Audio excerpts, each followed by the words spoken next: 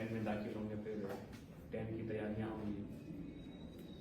और यहीं से आप जो सपने बुनकर सजोकर लाए हैं यहाँ तक, उन सपनों को आपको यहीं से पंख देना है। मन लगा के लिए तो पढ़ाई लिखाई करें, ये समय बार बार नहीं मिलता है।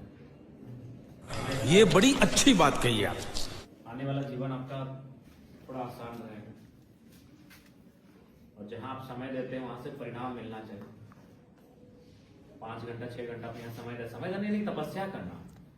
पढ़ना एक तपस्या से भी कठिन काम है।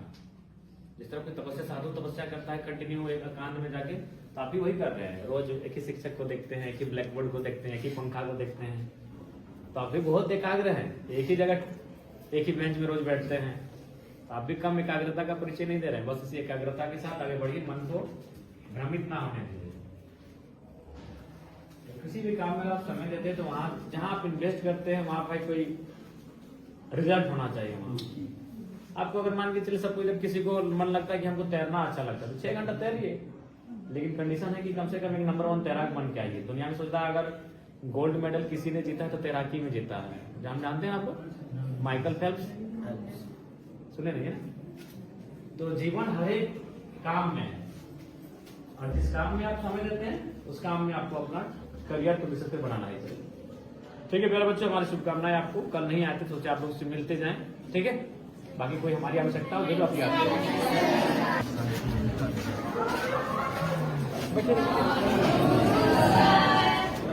कैसे हैं आप लोग?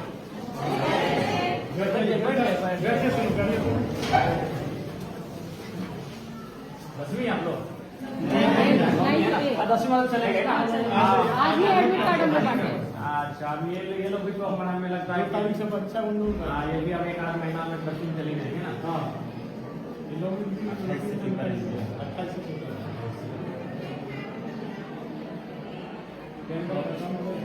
हाँ 10 के बाद इन लोग का होगा। आप लोग इस समय यही लोकेशन ना, डुमरी घाट विधानसभा क्षेत्र का पूरा सब यही है। 10-12 किलोमीटर नहीं है। 10-12 किलोमीटर। बच्चे मधुपुर से आता है, गलागी से बच्चे आता है। गलागी, हाँ गलागी।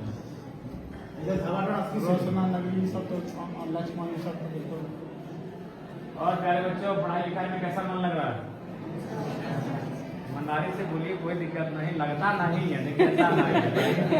देखिए आपके सर भी आपके जैसे थे, आपकी मैडम भी आपके जैसे थे, हम भी आपके जैसे थे। अभी भी हम स्कॉलर हैं, PhD की पढ़ाई चल ही रही है। सर अभी भी पढ़ रहे हैं। लगता नहीं है, लगाना पड़ता है। और इस संदर्भ में हमको मोहम्मद अली जी का एक कोटेशन याद आता है। मोहम्मद अली, वो मुक्के की दुनिया के मुक्के बहुत नंबर 1 मुक्केबाज थे। वो कहते थे कि हमको अपना जो ट्रेनिंग सेशन है उससे बड़ी एलर्जी होती थी। मैंने एक तरह से हमको लगता था कि हम यहाँ से भाग जाए। ट्रेनिंग मतलब क्या? जो अभी आप क्लास में बैठे आपकी ट्रेनिंग है, ये जो आप पढ़ रहे हैं आपकी ट्रेनिंग है।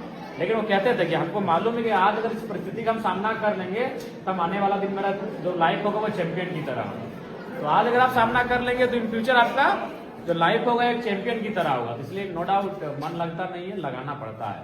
मन तो आप यहाँ है, लेकिन आपका चंचल मन पता नहीं किसी मार्केट में होगा, मौसी के यहाँ होगा, नानी के यहाँ होगा, पता नहीं किसी सीरियल में आपका मन होगा। सही बात है। तो इसलिए कहे बच्चों, लगता नहीं, लगाना पड़ता है आपको एकाग्र। और ये शिक्षा किसी माने किसी साधु की साधना से कम नहीं है। आप रोज रोज एक ही क्लास में बैठते हो, एक ही चीजें, एक ही बेंच में, एक ही लोगों के साथ, तो आसान नहीं है। आप भी बहुत संयमित और एकाग्र होकर विद्यालय आते हैं और पठन पाठन का कार्य करते हैं। बस इसका फल आना चाहिए। अब आप ही बताइए, क्या बात है सर, क्या बात है सर, क्या बात, ये बात है। 6 घंटा कोई काम कर रहे हैं, चाहे कोई काम रहे, तो भाई उस 6 घंटा आप जहां काम किए उसका फल मिलना चाहिए कि नहीं? कोई मान के चलिए कोई ईंट भट्टे में ही ईंट बनाने का कार्य कर रहा है, तो कम से कम ईंट बन जाना चाहिए उसका शाम तक। कोई अगर खाना ही पका रहा है तो शाम तक कम से कम उसका खाना बन जाना चाहिए, पक जाना चाहिए। कोई अगर पेंटिंग ही कर रहा है तो कम से कम 4-5 घंटा जो भी उसका समय जो है वो उसमें व्यतीत कर रहा है, उसके बाद वो पेंटिंग तैयार हो जाना चाहिए। यानी जो भी आप जहां 4-5-6 घंटा समय देते हैं, जिस काम के लिए देते हैं, अंत में उसका एक रिजल्ट होता है। चाहे कोई काम रहे, कपड़ा बुनना हो, कपड़ा सीना हो, या फिर कोई भी काम रहे, क्रिकेट खेलना हो, कोई भी एक रिजल्ट होता है। तो इसलिए याद रखिएगा, जो आप यहाँ आए हैं 6 घंटा समय कंटिन्यू दे रहे हैं, आपको यहाँ से एक रिजल्ट लेके जाना है। रिजल्ट अगर आप यहाँ से लेकर नहीं जाएंगे तो फिर आपको अपने आप से शिकायत होगी। आप दूसरे से शिकायत नहीं करेंगे, आप शिकायत खुद से करेंगे। जो समय अपॉर्चुनिटी हमको मिला था, जो अवसर हमको मिला था, उस अवसर को हम बना नहीं पाएंगे।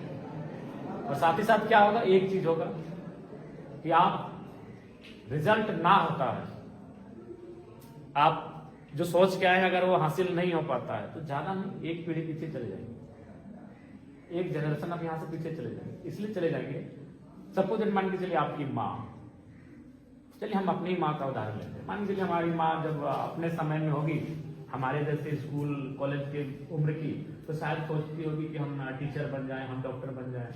तो जाहिर सी बात है अगर वो नहीं बन पाई तो उसके बाद वो क्या सोच रही होगी कि हम तो नहीं बन पाए, अब कम से कम मेरा बेटा बने।